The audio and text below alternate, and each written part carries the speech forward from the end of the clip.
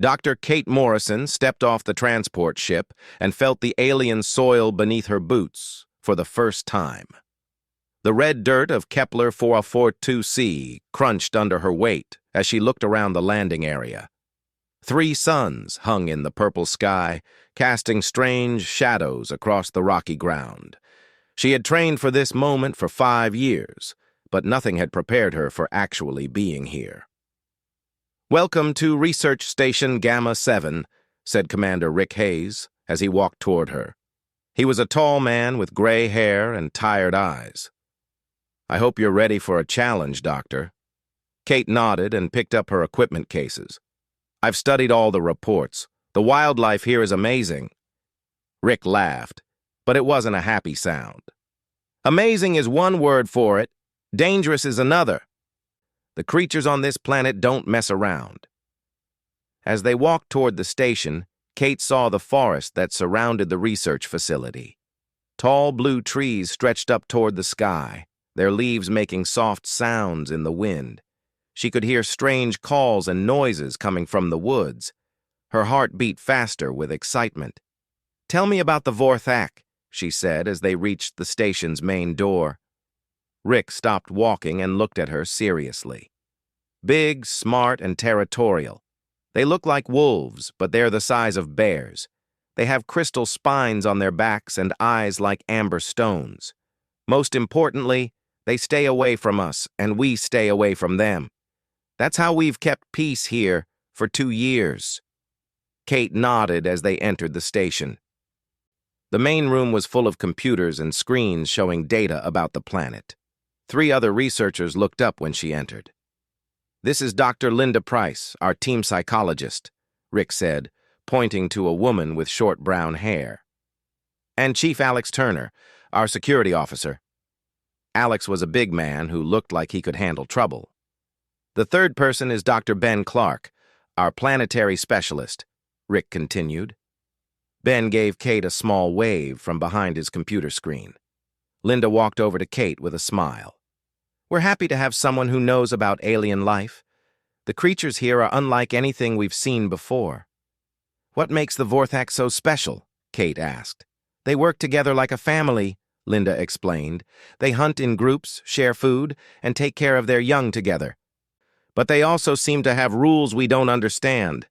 They never attack without reason, but when they do fight, they fight to win." Alex looked up from his security monitors. "They've been watching the station lately. Not coming close, just staying at the edge of the forest. Makes me nervous." Kate spent her first few days reading all the research files and learning about the station's equipment. The Vorthak were mentioned in many reports, but most researchers had only seen them from far away. A few scientists had tried to get closer, but the creatures always moved away before contact could be made. On her 4th day, Kate decided to explore the forest near the station. She took her scanner and camera and headed toward the tree line. The blue leaves above her head blocked out most of the sunlight, making the forest feel dark and quiet. She had been walking for about an hour when she heard a sound that made her stop. It was a soft crying noise, like an animal in pain. Kate followed the sound deeper into the woods until she found a small clearing. In the middle of the clearing was a young Vorthak, no bigger than a dog. Its leg was caught in a metal trap, the kind miners used to catch small animals for food. The trap's teeth had cut into the creature's fur and skin. Blood stained the ground around it. The young Vorthak looked at Kate with big amber eyes. It made the crying sound again, but it didn't try to run. Kate could see that it was too weak to fight. She looked around the clearing and saw movement in the shadows between the trees. Adult Vorthak were watching her. She counted at least 5 of them, all much larger than the trapped youngster. They didn't move toward her, but they didn't leave either. Kate knew she should call the station for help. Rick had been clear about staying away from the Vorthak, but the young creature was suffering, and the adult seemed to be asking her to do something. She slowly reached into her pack and pulled out her medical kit. The young Vorthak watched her but didn't make any aggressive moves. Kate knelt down beside the trap and examined it carefully. The mechanism was simple, but cruel. To open it, she would need to press down on two metal pieces at the same time, but she would have to put her hands very close to the creature's teeth to do it. "It's okay," she whispered to the young Vorthak. "I'm going to help you." Kate positioned her hands on the trap's release mechanisms. The creature's amber eyes met hers, and she saw something there that looked almost human. Trust, maybe, or hope. She pressed down hard on both sides of the trap. The metal teeth opened with a loud click. The young Vorthak pulled its leg free and stumbled backward, favoring the injured limb. Kate quickly opened her medical kit and pulled out antiseptic spray and bandages. The creature sat still while she cleaned its wounds and wrapped its leg. When she was finished, she sat back and watched as the young Vorthak tested its weight on the bandaged leg. The creature looked at Kate one more time, made a soft sound that might have been thanks, and limped toward the forest edge. The adult Vorthak emerged from the shadows to meet it. They sniffed the youngster carefully, checking its injuries. Then something unexpected happened. The largest Vorthak, clearly the pack leader, walked over to Kate. She held very still as the massive creature approached. It was even bigger up close, with crystal spines that caught the filtered sunlight and muscles that moved like water under its dark fur. The pack leader stopped just in front of Kate and looked down at her. For a long moment, neither of them moved. Then the creature lowered its head slightly and made a deep, rumbling sound. It turned and walked back to its pack, and all of them disappeared into the forest. Kate sat in the clearing for several minutes, trying to understand what had just happened. She felt like something important had changed, but she couldn't explain what it was. When she finally returned to the station, Rick was waiting for her at the door. "Where have you been?" "You've been gone for 3 hours." Kate told him about finding the trapped Vorthak and treating its injuries. Rick's face grew more serious with each word. "You did what?" he said when she finished. "Kate, those creatures are dangerous. You could have been killed." "They didn't hurt me," Kate replied. "They just watched." "This time," Rick said. "But now they know you're here. They know you smell like one of their young. That could be a problem." Kate went to her room that night thinking about the pack leader's behavior. The way it had looked at her, the sound it made, the small bow of its head. None of it felt like a threat. It felt like recognition. She fell asleep wondering if she had just made a friend or an enemy. Outside her window, she could hear distant calls from the forest. But she didn't know they were the sounds of the Vorthak pack discussing the strange human who had saved one of their own. Kate woke up the next morning to the sound of alarms. She jumped out of bed and ran to the main control room where Rick and Alex were staring at the security monitors. "What's happening?" she asked. Alex pointed to one of the screens. "Look at this." The monitor showed the area around the research station.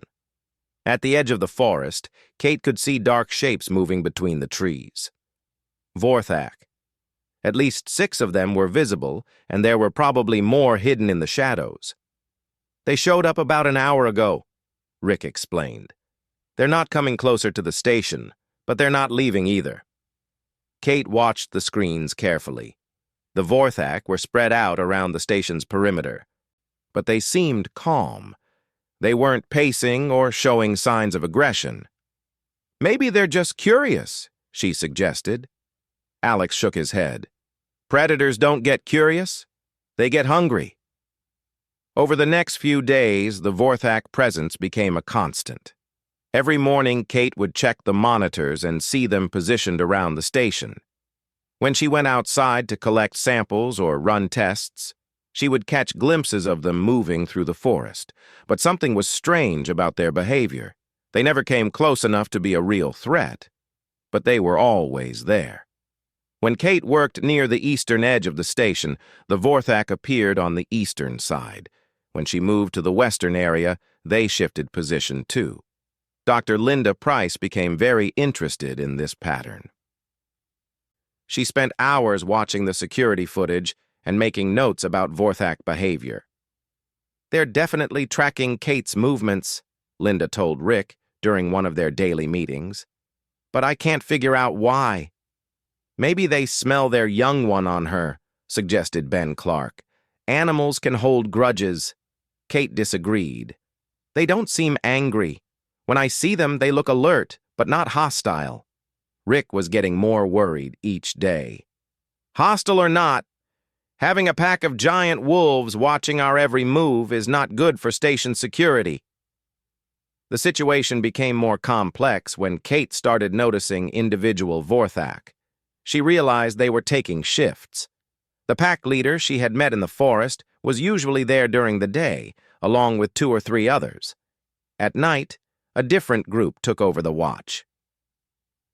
"They're organized," Kate explained to the team.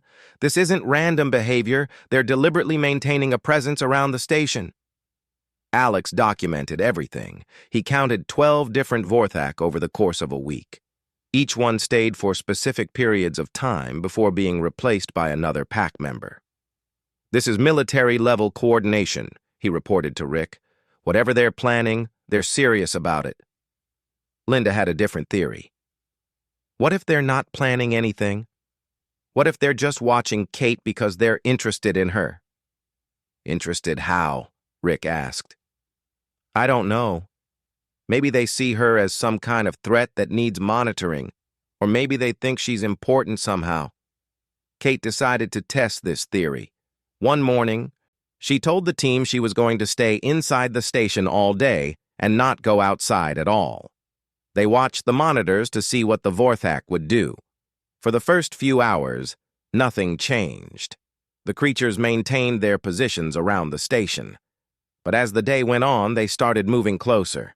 By afternoon, they were pacing back and forth at the edge of the cleared area around the station. "They know she's not coming out," Alex observed. "Look at how restless they're getting." By evening, the Vorthak were making sounds. Low, musical calls that echoed through the forest. Kate had never heard anything like them before. "Run those sounds through the translation computer," Rick ordered. The station's artificial intelligence worked on the vocalizations for hours, but couldn't make sense of them.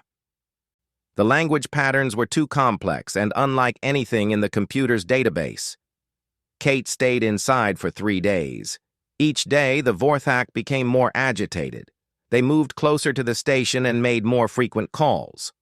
On the 3rd night, they surrounded the entire building, forming a complete circle around the perimeter. "That's it," Rick decided. "This has gone too far. I'm requesting permission to use sonic deterrents to drive them away." Kate protested. "They haven't hurt anyone. They haven't even tried to damage the station." "Yet," Rick replied. "But their behavior is escalating. First they watch from a distance. Now they're surrounding us. What's next?" The situation reached a crisis point when a supply ship arrived from the orbital station.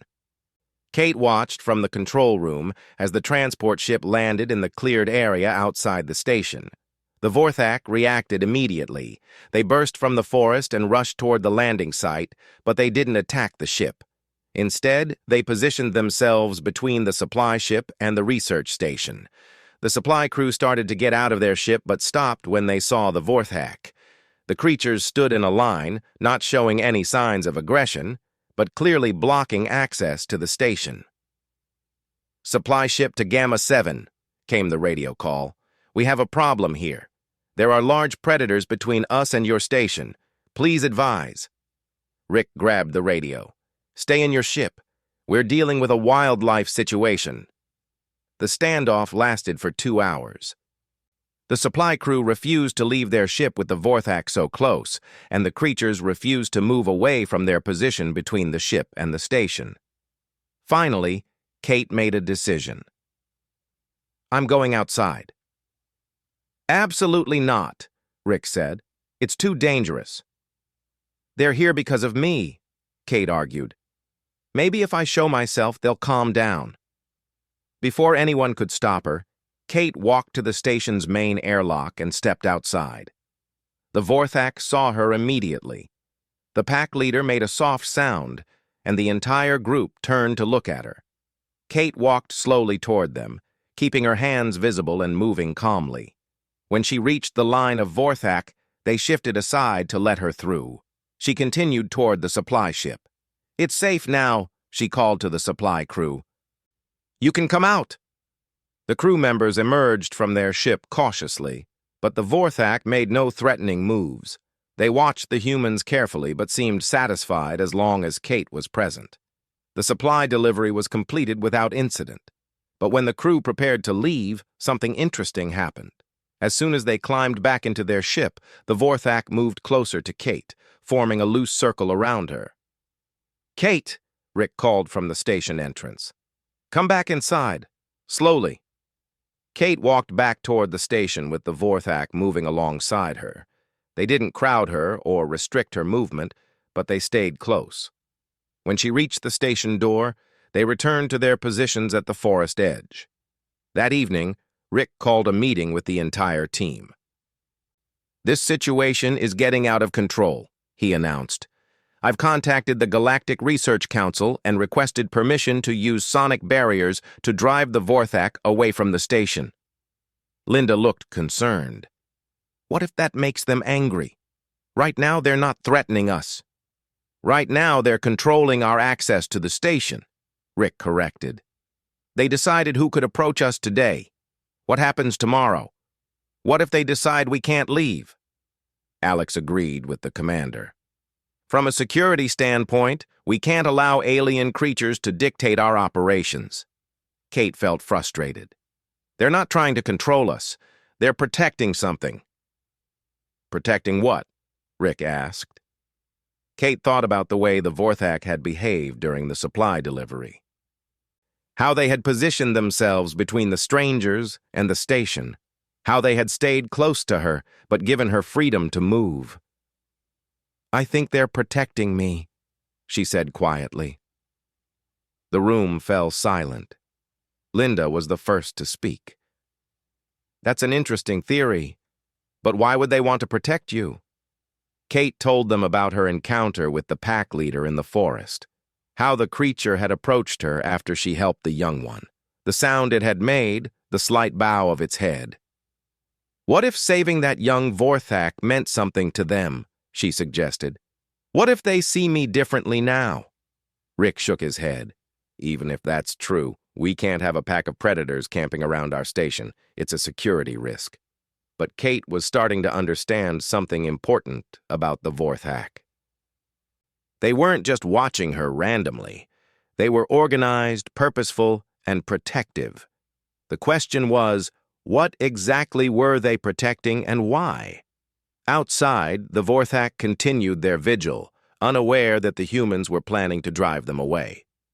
Their amber eyes reflected the station lights as they maintained their careful watch through another night.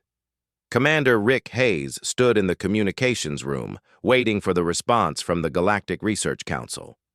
It had been 3 days since he sent his request for sonic deterrent equipment, and the Vorthak situation was getting worse. Kate had been restricted to the station for her own safety, but the creatures seemed to know she was being kept inside. They had moved closer than ever before, some of them visible just beyond the station's outer fence. "Commander Hayes," came the voice through the communication system. "This is Council Director Martin Webb. We've reviewed your request for sonic barriers." Rick straightened up. "Thank you, Director. What's your decision?" "Permission granted. A supply ship with the sonic equipment will arrive in 2 days. However, we strongly recommend you try non-aggressive methods first. These creatures may be more intelligent than your reports suggest." "Understood, sir." "Thank you." Rick turned off the communications and found Linda Price waiting behind him. She had been listening to the conversation. 2 days, she said. "That gives us time to try other approaches." Rick shook his head. "Linda, we've tried everything. Observation, analysis, careful interaction. Nothing has worked. The creatures are becoming more aggressive." "Are they really?" Linda asked. "Or are they just trying to communicate with us?" Before Rick could answer, Alex Turner came running into the room. His face was pale and he was breathing hard. "Commander, you need to see this. Now." They followed Alex to the main control room where Ben Clark was staring at the weather monitoring system. "There's a massive dust storm coming," Ben announced. "Category 5. It'll hit us in about 6 hours. Rick looked at the weather data on the screen. The storm was huge, covering almost half the continent. Wind speeds were predicted to reach 200 kilometers per hour. "How long will it last?" he asked. "At least 12 hours, maybe more. We need to secure everything and prepare for emergency shelter procedures." Rick immediately began giving orders. "Alex, make sure all the external equipment is locked down. Ben, check the backup power systems. Linda, help me with the emergency protocols." In all the activity, no one noticed that Kate had left her room. Kate had been watching the weather reports from her personal computer. She knew the storm was coming, and she was worried about something the others hadn't considered. Her research equipment was stored in Supply Cache Beta, a small building 2 kilometers from the main station. The cache contained months of research data and expensive scientific instruments. If the storm damaged the building, all of her work would be lost. Kate made a quick decision. She put on her environmental suit, grabbed emergency supplies, and slipped out through the station's secondary airlock. She figured she could reach the cache, secure her equipment, and return before the storm hit. The wind was already getting stronger as she made her way across the rough terrain. The 3 suns were hidden behind dark clouds, and the air had a strange yellow color. Kate checked her suit's navigation system and headed toward the supply cache. She was halfway there when she realized she wasn't alone. Dark shapes were moving alongside her, keeping pace as she walked. The Vorthak had left their positions around the station and were following her into the wilderness. Kate stopped walking and turned to look at them. 6 large creatures stood about 50 meters away, watching her with their amber eyes. The pack leader she recognized from the forest was among them. "What are you doing?" she said aloud, knowing they couldn't understand her words. "You should find shelter. This storm is going to be dangerous." The Vorthak didn't move away. Instead, they moved closer, forming a loose circle around her. Kate felt a moment of fear, but their body language seemed protective rather than threatening. She continued toward the supply cache with the Vorthak moving alongside her. The wind was getting much stronger now, and Kate had to lean forward to keep her balance. Dust and small rocks were being blown through the air. When she reached Supply Cache Beta, Kate was relieved to find the building still intact. She opened the door with her access code and went inside. The cache was small, just one room filled with research equipment and supplies. Kate began securing her instruments, packing the most important items into protective cases. Outside, she could hear the wind getting louder. Through the small window, she saw the Vorthak positioned around the building. Then disaster struck. A piece of flying debris hit the cache's communication antenna, destroying it completely. Kate tried her personal radio, but the storm interference was too strong. She was cut off from the station with no way to call for help. The storm hit with full force about an hour later. Kate huddled in the supply cache as the building shook and vibrated around her. The wind sounded like a freight train, and she could hear objects hitting the walls. Through the chaos, she became aware of something else. Heavy thumping sounds against the building's exterior. At first, she thought it was more debris, but the sounds were too regular, too purposeful. Kate looked out the small window and gasped at what she saw. The Vorthak had positioned themselves around the cache building, using their bodies to shield it from the storm. When large pieces of debris flew toward the structure, the creatures intercepted them, taking the impacts on their crystal-armored backs. One particularly large chunk of metal came spinning through the air, heading directly for the window where Kate stood. A Vorthak threw itself into the path of the debris, taking a hit that would have shattered the glass and possibly killed her. The creature stumbled but quickly regained its footing and returned to its protective position. Kate watched in amazement as the Vorthak endured the storm for her sake. They could have found secure shelter in the forest, but instead, They chose to protect her small building with their own bodies. The storm lasted 14 hours. Kate dozed fitfully through most of it, waking periodically to check on her protectors outside. They never left their positions. When the wind finally began to calm, Kate opened the door and stepped outside. The landscape had been completely changed by the storm. Trees were down, rocks had been moved, and a thick layer of dust covered everything. But a clear path led from the supply cache back toward the research station. The Vorthak had created the path by clearing away debris and fallen trees. They stood waiting for her, clearly tired but alert. Several of them showed signs of injury from protecting the building, but none seemed seriously hurt. Kate looked at the pack leader and felt tears in her eyes. "Thank you," she whispered. The creature made a soft sound and moved toward the clear path. The message was obvious. It was time to go home. Kate gathered her most important equipment and began the walk back to the station. The Vorthak formed a protective formation around her, with some ahead to scout for dangers and others behind to guard against threats. When Research Station Gamma 7 came into view, Kate could see people running toward them. Rick, Alex, Linda, and Ben had obviously been searching for her. "Kate!" Rick shouted as he approached. "Where have you been? We've been looking everywhere."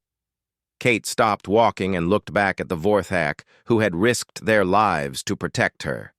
Then she looked at her human colleagues, who seemed more concerned with protocol than with her safety. "I was at Supply Cache Beta," she said simply. "The Vorthak kept me safe during the storm." Alex looked at the creatures suspiciously. Safe? Or trapped? Kate felt a surge of anger. Safe. They protected me with their own bodies. They cleared a path home for me.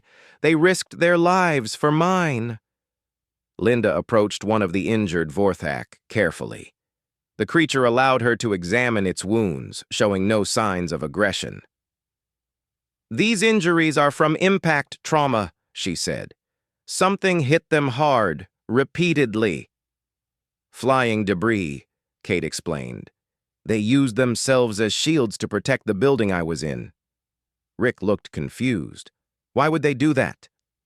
Kate looked at the pack leader, who was watching the conversation with intelligent eyes. She was beginning to understand something important about Vorthak society, something that would change everything. "Because," she said slowly, "they don't see me as a threat or a stranger anymore. They see me as family." The Vorthak began moving back toward the forest, their duty completed. But Kate knew they would be back. They would always be back, watching and protecting, because that's what family does. Rick called after her as she walked toward the station. "Kate, we need to talk about what happened out there." Kate turned back to him. "Yes, we do. But first, cancel that order for sonic deterrence. We don't need protection from the Vorthak. We need to understand that they're protecting us." As she entered the station, Kate could hear the pack's calls echoing from the forest. But this time, the sounds didn't seem mysterious or threatening. They sounded like family saying goodbye until the next time they were needed. Kate sat in the station's medical bay while Dr. Linda Price cleaned a small cut on her arm. The injury was minor, just a scratch from flying debris during the storm, but Linda was being thorough. "Tell me exactly what happened out there," Linda said as she worked. "Start from when you left the station." Kate described her journey to the supply cache, the storm, and most importantly, the way the Vorthak had protected her. Linda listened without interrupting, making notes on her tablet. "You're saying they positioned themselves around the building on purpose?" Linda asked. "Absolutely. When debris came toward the cache, they deliberately blocked it with their bodies. One of them saved my life when that metal panel came at the window." Linda finished bandaging Kate's arm and sat back. That level of protective behavior suggests a very specific relationship. In human psychology, we only see it between family members or very close social bonds. Meanwhile, Commander Rick Hayes was in his office talking to Alex Turner about the situation. "She could have been killed out there," Rick said, "and she's convinced these creatures saved her life." Alex looked at the security footage from before the storm. The cameras show them following her when she left the station, but instead of looking predatory, their body language seems almost concerned. Concerned about what? About her safety. "Look at this." Alex pointed to the screen. "See how they spread out around her as she walks? That's a protection formation, not a hunting pattern." Rick was quiet for a moment. "Even if that's true, we can't base station security on the assumption that wild animals have good intentions." "But what if they're not just wild animals?" Alex asked. "What if they're as intelligent as we are?" The next day, Kate requested permission to conduct a controlled test with the Vorthak. Rick initially refused, but Linda supported Kate's proposal. "If we're going to understand their behavior, we need to interact with them directly," Linda argued. "Kate has already established some kind of relationship with them. We should use that." Rick finally agreed, but with strict safety protocols. Alex would monitor the situation with tranquilizer weapons ready, and Kate would wear an emergency beacon that could summon immediate help. Kate walked slowly toward the forest edge where the Vorthak waited. As always, they were positioned around the station's perimeter, watching and alert. When they saw her approaching, several of them moved closer. The pack leader emerged from the group and approached Kate. She stood very still as the massive creature came within arm's reach. The Vorthak was even more impressive up close. Its crystal spines caught the sunlight, and its amber eyes seemed to look right into her soul. Kate slowly sat down on the ground, making herself less threatening. The pack leader watched her for a moment, then carefully lay down nearby. Soon, other Vorthak joined them, creating a circle of resting creatures around Kate. From the station, Rick, Alex, and Linda watched through binoculars. "That's not hunting behavior," Linda said definitively. "They're treating her like a pack member." One of the younger Vorthak approached Kate cautiously. She recognized it as the one she had freed from the trap several weeks ago. The creature's leg had healed completely, with only a small scar visible through its fur. The young Vorthak sniffed Kate's hand, then made a soft sound and settled down next to her. Kate carefully reached out and touched its fur. It was coarser than she expected, but warm and surprisingly soft. "Remarkable," Linda whispered as she watched. "They're accepting physical contact with her." The test continued for 2 hours. Kate sat with the Vorthak pack, observing their interactions and behavior. She noticed they had a complex communication system of sounds, body positions, and even touch. When one Vorthak wanted another to move, it would make a specific sound and gesture. When showing affection, they would groom each other's fur. Most importantly, Kate realized they were trying to include her in their communication. They would make sounds at her and wait for responses.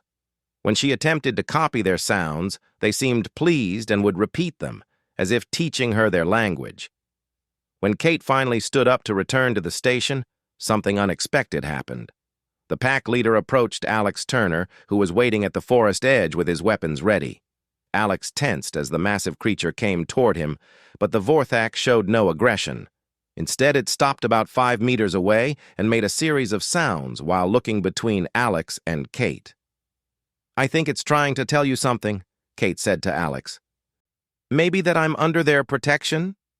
Alex lowered his weapons but stayed alert.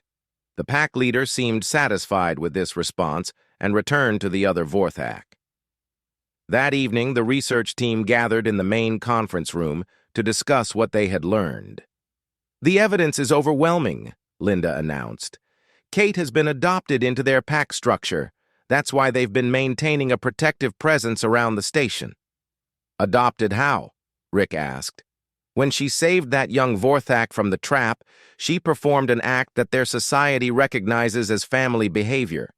In many social species, anyone who risks their life to save a family member becomes part of the family." Ben Clark, who had been analyzing the station's computer data, added his findings. I've been studying their positioning patterns over the past few weeks. They're not randomly watching the station. They're maintaining a defensive perimeter with Kate at the center. What does that mean for station security? Rick asked. Alex answered. It means we're probably safer than we've ever been. Nothing hostile is getting past a Vorthak pack. Linda pulled up her research files on the main screen. I've been comparing their behavior to social structures in Earth animals. The closest match is wolf packs, but the Vorthak seem to have more complex rules about adoption and protection. So Kate is essentially a member of an alien wolf pack, Rick said. More than that, Kate replied. I think they see the entire station as part of their territory now. As long as I'm here, they'll protect this place and everyone in it. Rick was starting to understand the implications. That explains why they reacted so strongly to the supply ship. They were protecting their territory from strangers. And why they followed Kate into the storm, Linda added. Pack members don't abandon each other in danger. Ben brought up another important point. If this is true, it changes everything about our research. We're not just studying an alien species anymore. We're living alongside them. Kate nodded. They're trying to teach me their language. They're sharing their territory with us. This could be the first true alliance between humans and an intelligent alien species. Rick looked around the room at his team. Assuming all of this is correct, what do we do about it? We learn, Kate said simply. We study their language, their culture, their society. We become the first humans to truly understand an alien civilization. And we cancel that sonic deterrent order, Linda added. The last thing we want to do is attack our new allies. Alex was already thinking about the practical implications. If the Vorthak consider this their territory, we should probably establish some kind of communication protocol. Let them know when ships are coming, who's friendly, things like that. Rick made his decision. All right. Kate, you're now our official liaison to the Vorthak. Your priority is learning to communicate with them and understanding their society. Kate felt excitement building inside her. This is going to revolutionize xenobiology. We're not just observing an alien species. We're becoming part of their world. Outside, the Vorthak pack settled into their evening positions around the station. They had no idea their new human family member was planning to learn everything about their ancient society, but they would have approved. After all, family should understand each other. The pack leader made a soft call to the others, a sound that meant all was well and the territory was secure. Inside the station, Kate heard the sound and was already beginning to recognize its meaning. Her education in being a Vorthak was about to begin. 3 months later, Research Station Gamma 7 had become the most successful research facility in the sector. Kate's work with the Vorthak had produced breakthrough discoveries about alien intelligence, communication, and social structures that would change how humans interacted with other species throughout the galaxy. Kate spent most of her time outside the station now, working directly with the Vorthak pack. She had learned enough of their language to hold basic conversations, and they had taught her many things about their planet that no human had ever known. The Vorthak showed her secret water sources, hidden caves with ancient markings, and hunting grounds where other species gathered. They shared their knowledge freely, treating her as a respected member of their family. The station itself had been transformed by the Alliance. The Vorthak kept dangerous predators away from the area, making it safe for researchers to work outside without armed escorts. They also served as early warning systems, alerting the humans to approaching storms or other natural dangers. Commander Rick Hayes was writing his final report to the Galactic Research Council when he was interrupted by an alert from the communication system. "Incoming message from Transport Ship Meridian," announced the computer. "They are requesting permission to land." Rick activated the communication system. "Transport Ship Meridian, this is Commander Hayes. You have permission to land at designated coordinates. Thank you, Commander. We're bringing your new security chief, Officer Nancy Brooks. She'll be replacing Alex Turner. Rick smiled. Alex had been promoted and transferred to a larger facility, a reward for his excellent work during the Vorthak situation. Nancy Brooks was his replacement, fresh from the security academy and eager to prove herself. The transport ship landed in the station's clearing, and Kate watched from her position among the Vorthak pack. As always, when strangers arrived, the pack moved to protective positions around the perimeter. But they no longer seemed threatening. Their behavior was more like professional guards than wild predators.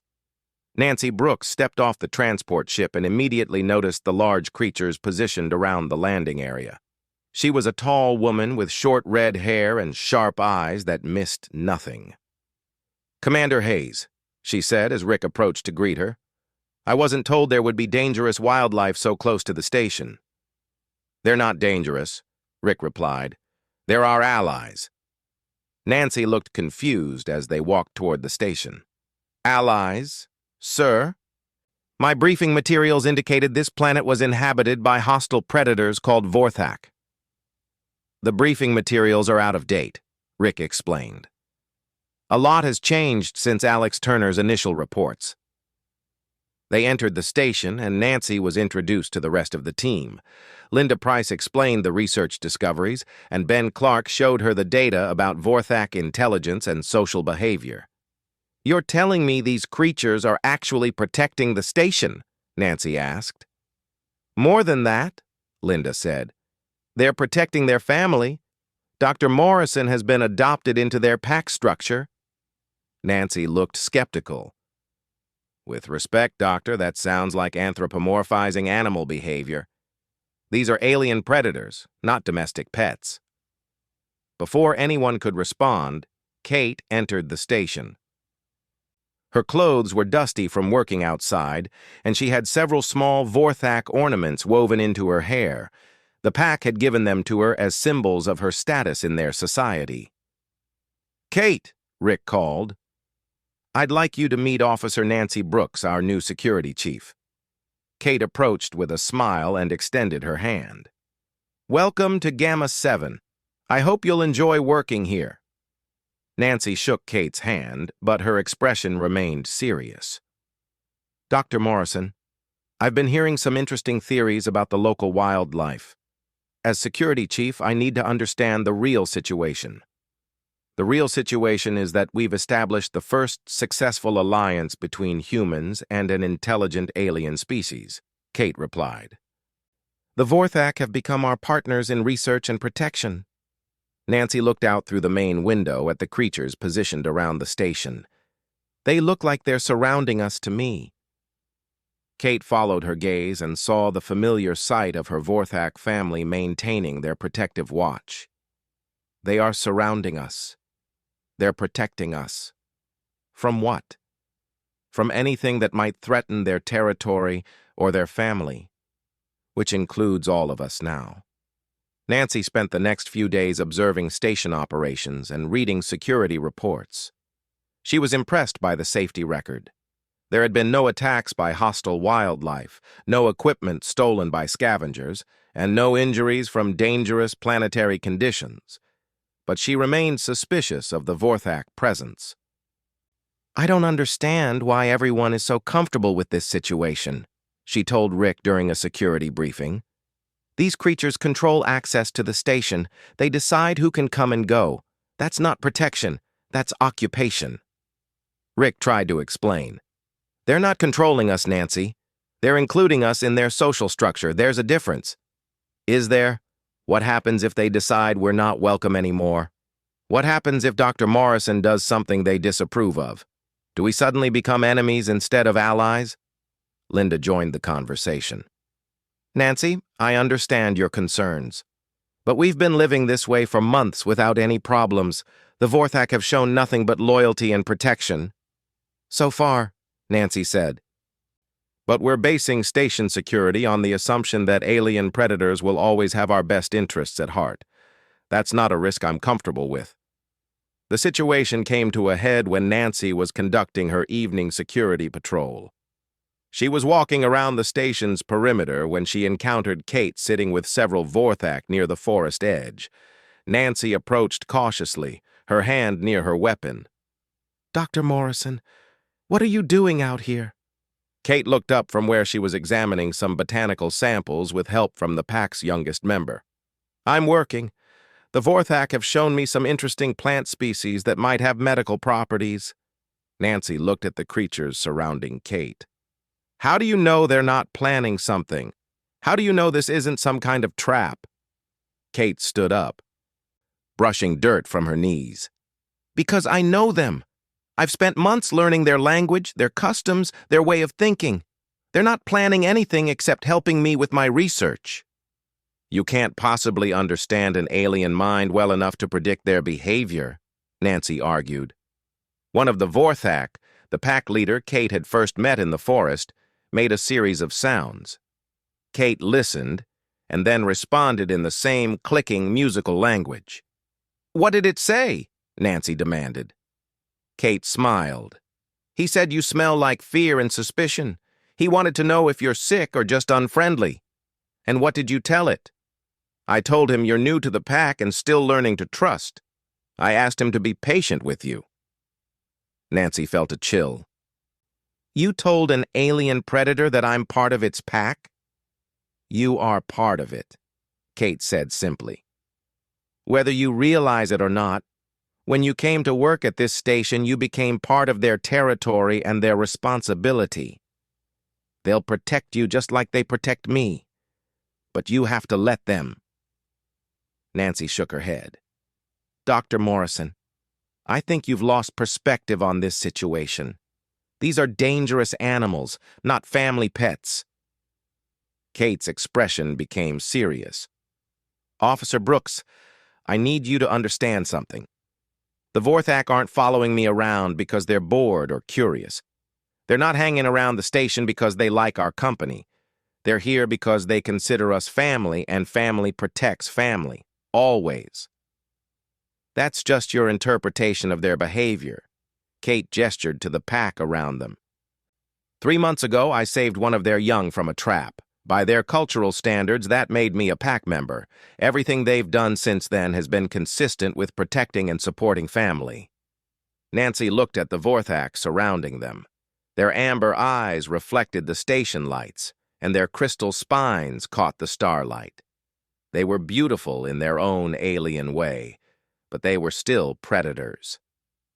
"What if you're wrong?" Nancy asked. "What if they turn on us?" Kate looked at the pack leader and made a soft sound. The creature approached them and lay down at Kate's feet, a gesture of trust and affection. "Then we'll deal with that when it happens," Kate said, scratching behind the creature's ears. "But I'm not wrong. They're not following me because they're planning something sinister. They're not guarding the station because they want to control us." Nancy watched the interaction between Kate and the alien creature.